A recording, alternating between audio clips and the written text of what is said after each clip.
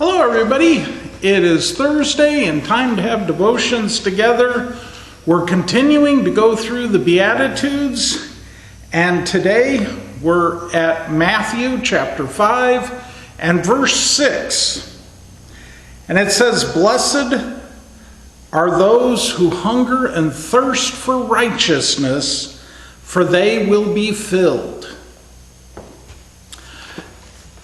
Now, the first point is, what is righteousness? How can we hunger and thirst for something if we don't know what it is? And righteousness is living right, living up to God's designs on our life, being in a right relationship with God.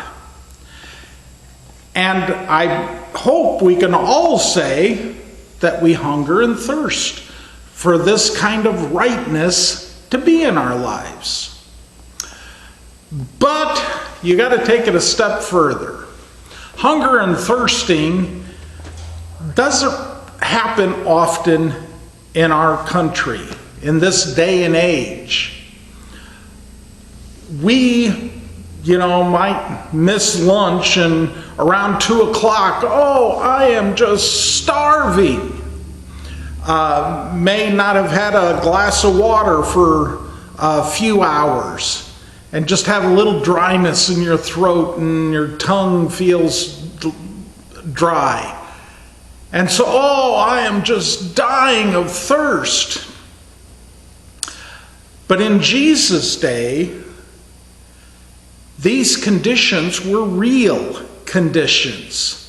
The average person in Jesus' time worked for a day's wage that was just enough to provide sustenance. And so people were always on the brink of true starvation.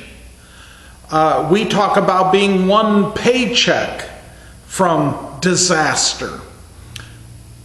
They were one day of missing work from being in a very real hard times and possibly death. Water was the same thing. You couldn't just go to a tap and turn it on anywhere. Water was scarce, and much of Israel was desert, and so water was always an issue. And to be caught in the wilderness without anything to drink, you were right on the brink of really dying for lack of water. And so when Jesus says, "Blessed are those who hunger and thirst for righteousness," it means much more than it means in our language, hungering and thirsting. This is true battling starvation and trying to stave off dying from lack of liquid. Blessed are those who have that intense a reaction.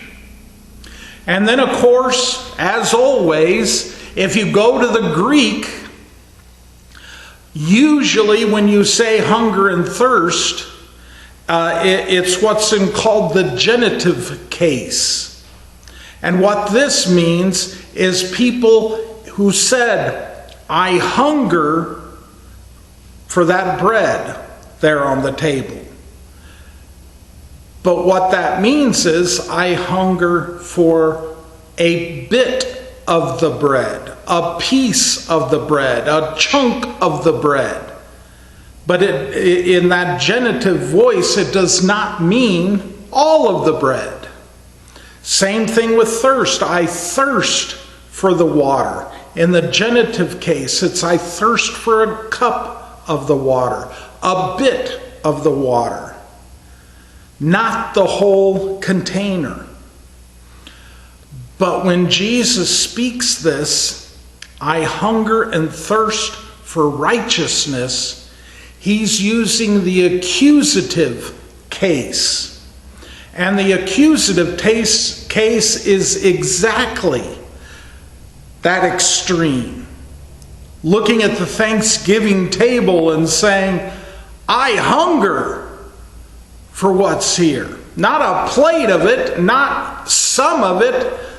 I want all of it, every single bit on top of that table. I thirst for that water. Not just a cup, not just half of it, but the entire pitcher I want. And so Jesus is saying, blessed are those who want absolutely all of the righteousness they can obtain in their life.